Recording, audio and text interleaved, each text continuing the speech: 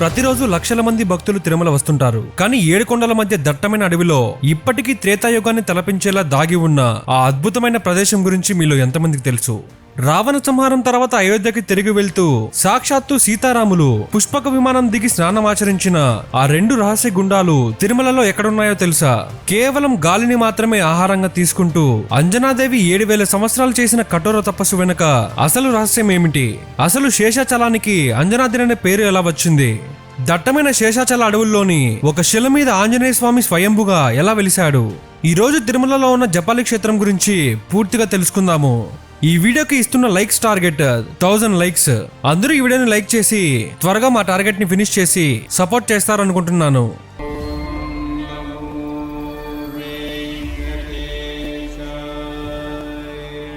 తిరుమల కలియుగ వైకుంఠంగా భక్తులతో ఎల్లప్పుడూ కిటకిటలాడుతున్న పవిత్ర పుణ్యక్షేత్రం. శేషాచల పర్వత శ్రేణులలో కొలువైన శ్రీవారిని దర్శించుకోవడమే ఒక మహాభాగ్యం. అయితే ఈ 7 కొండల మధ్య ఎన్నో అపురూపమైన రహస్యాలు, పురాణ గాథలు, మహర్షులు తపస్సు చేసిన పవిత్ర తీర్థాలు దాగి ఉన్నాయి. అలాంటి అత్యంత మహిమగల అద్భుత క్షేత్రమే జపాలి తీర్థం. ఈ క్షేత్రాన్ని జబాలి తీర్థం అని కూడా అంటారు. జపాలి వెనుకున్న మొదటి కథ శేషాచలం అంజనాద్రిగా పిలవడానికి కారణమేమిటి? త్రేతాయుగంలో వానర వీరుడైన కేసరి అంజనాదేవిని వివాహం చేసుకున్నాడు. వీరికి వివాహమై చాలా కాలం గడిచిన సంతానం కలగలేదు. తీవ్ర మనోవేదనకు గురైన ఆ దంపతులు మతంగ మహర్షిని ఆశ్రయించగా ఆయన వారిని శేషాచలం వెళ్లి తపస్సు చేయమని సూచించాడు. మహర్షి సూచన మేరకు అంజనాదేవి తిరుమల కొండకు చేరుకొని ఆకాశగంగ తీర్థం వద్ద వాయుదేవుడిని ప్రసన్నం చేసుకోవడానికి ఏకంగా 7000 సంవత్సరాల పాటు కఠోర తపస్సు చేసింది. ఆమె కేవలం గాలిని మాత్రమే ఆహారంగా తీసుకుంటూ చేసిన తపస్సుకు వాయుదేవుడు ప్రత్యక్షమయ్యాడు. ప్రతిరోజు వాయుదేవుడు ఆమెకు ఒక పండును ప్రసాదంగా ఇచ్చేవాడు. అలా ఒకరోజు శివాంశతో కూడిన ఒక పండును వాయుదేవుడు ఆమెకు ప్రసాదంగా ఇచ్చాడు. ఆ పండును భుజించిన అంజనాదేవి గర్భం దాల్చి సాక్షాత్తు శివస్వరూపుడైన హనుమంతుడికి జన్మనిచ్చింది. అంజనాదేవి తపస్సు చేసిన ప్రాంతంగా ఆ కొండకు అంజనాద్రి అనే పేరు స్థిరపడిపోయింది. ఈ క్షేత్రానికి జపాలి తీర్థం అనే పేరు రావడానికి ప్రధాన కారణం జాబాలి మహర్షి. ఈయన సాధారణ ముని కాదు, అపారమైన జ్ఞానం కలవాడు. జాబాలి మహర్షి హరిద్రమతుడు అనే గురువు శిష్యుడు. ఈయన ఎల్లప్పుడూ సత్యమే పలికేవాడు కాబట్టి ఈయనకు సత్యకాముడు అనే పేరు కూడా ఉంది. ఈయనకున్న గొప్ప శక్తులలో ఒకటి ప్రకృతితో మాట్లాడగలగడం. చెట్లు, జంతువులు, గాలితో సైతం సంభాషించగల యోగ సిద్ధి ఆయన. కొన్ని కథనాల ప్రకారం రామాయణంలో దశరథ మహారాజు కొలువులో ఉన్న ప్రముఖ గురువులలో జబాలి మహర్షి ఒకరు. శ్రీరాముడు అరణ్యవాసానికి వెళ్ళినప్పుడు పుత్రశోకంతో దశరథుడు ప్రాణాలు విడుస్తాడు. అప్పుడు భరతుడు రాముడిని వెనక్కి తీసుకురావడానికి వెళ్ళినప్పుడు జాబాలి మహర్షి కూడా వెంట వెళ్తాడు. శ్రీరాముడు అరణ్యవాసంలో ఉన్నప్పుడు ఆయనను ఎలాగైనా అయోధ్యకు తీసుకువెళ్లాలనే ఉద్దేశంతో సాక్షాత్తు జాబాలి మహర్షి రామునితో నాస్తికవాదన చేస్తాడు. అది ఆయన జ్ఞానం కాదు, రాముని మీద ఉన్న అపారమైన ప్రేమతో ఆయన్ని అడవులపాలు చేయకూడదని తపనంతో చేసిన లౌకిక వాదన మాత్రమే. జాబాలి మహర్షి దేవతల ద్వారా ఎన్నో విద్యలు నేర్చుకున్నాడు. సాక్షాత్తు సుబ్రహ్మణ్య స్వామి ఈయనకు జ్ఞానోపదేశం చేశాడని పురాణాలు చెబుతున్నాయి. ఈయన అపారమైన శివభక్తుడు. విభూది, రుద్రాక్షల ధారణ మరియు వాటి విశిష్టత గురించి ఈయన ఎన్నో గ్రంథాలలో ప్రస్తావించాడు. ఇంతటి గొప్ప మహర్షికి ఆంజనేయ స్వామిని ప్రత్యక్షంగా దర్శించుకోవాలనే ప్రగాఢమైన కోరిక కలిగింది. ఆ స్వామి రూపం కోసం ఆయన ఎన్నో ప్రదేశాలు తిరిగి చివరకు పవిత్రమైన శేషాచల కొండలకు చేరుకున్నాడు. ఇక్కడున్న ప్రశాంతమైన వాతావరణంలో ఘోరమైన తపస్సు చేశాడు.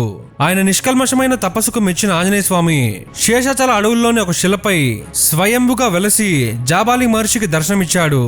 జాబాలి మహర్షి తపస్సు చేసి ఆంజనేయుని సాక్షాత్కారం పొందిన ప్రదేశం కాబట్టి ఇది జాబాలి తీర్థంగా ప్రసిద్ధి చెందింది. కాలక్రమేణా ప్రజల వాడుకలో అది జాబాలి తీర్థంగా మారింది.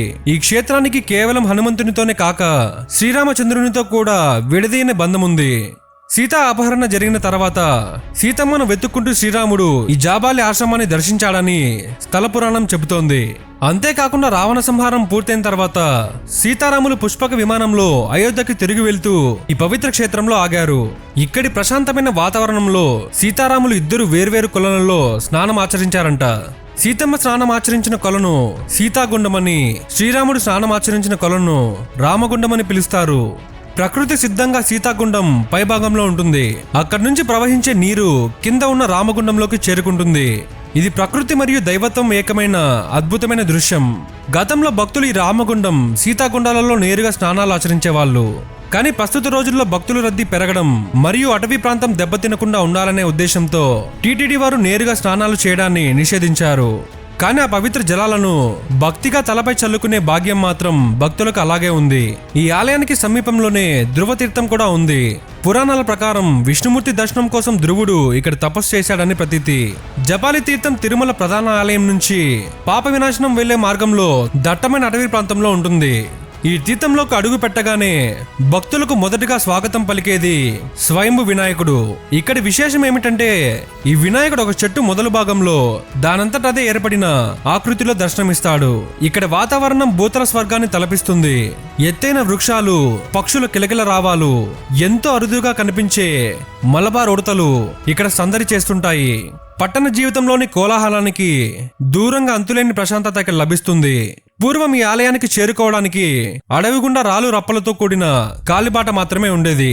కానీ ప్రస్తుతం టీటీడీ వారు భక్తుల సౌకర్యార్థం మెట్లు మరియు సురక్షితమైన నడక మార్గాన్ని నిర్మించారు. భక్తులు ముందుగా పవిత్రమైన రామగుండంలో స్నానమాచరించి లేదా ఆ నీటిని తలపై చల్లుకొని ఆ తర్వాత గర్భగుడిలో సింధూర అలంకృతమైన ఆంజనేయ స్వామిని దర్శించుకుంటారు. ఇక్కడ కొలువైన హనుమంతుడిని భక్తి శ్రద్ధలతో వేడుకుంటే పట్టి పీడిస్తున్న గ్రహ దోషాలు తొలగిపోతాయి, కోరిన కోరికలు తప్పక నెరవేరుతాయని భక్తుల ప్రగాఢ విశ్వాసం. ఈ జపాలి క్షేత్రానికి ఉన్న మరో అతిపెద్ద విశిష్టత మానసిక రుగ్మతులు, అంతుచిక్కని అనారోగ్యాలు, భూత ప్రేత పిశాచ బాధలతో సతమతమయ్యేవారు ఈ రామగుండం నీటిని తల మీద చల్లుకుని జాపాలి ఆంజనేయుడిని దర్శించుకుంటే ఆ స్వామి కరుణతో ఎలాంటి దుష్టశక్తులైనా తక్షణమే తొలగిపోతాయని భక్తుల ప్రగాఢ విశ్వాసం. ఇక్కడ అడుగు పెట్టగానే మనసులో పేరుకుపోయిన భయాలన్నీ పోతాయి. శ్రీవారి దర్శనానికి తిరుమల వచ్చే భక్తులు కాస్త సమయం కేటాయించి జపాలి తీర్థాన్ని దర్శిస్తే ఒకే చోట ప్రకృతి సౌందర్యాన్ని, త్రేతాయుగపు శ్రీరామ పాదస్పర్శను, జాబాలి మహర్షి తపోఫలాన్ని మరియు అంజనీ పుత్రుడైన ఆంజనేయ స్వామి దివ్య ఆశీస్సులను పొందవచ్చు.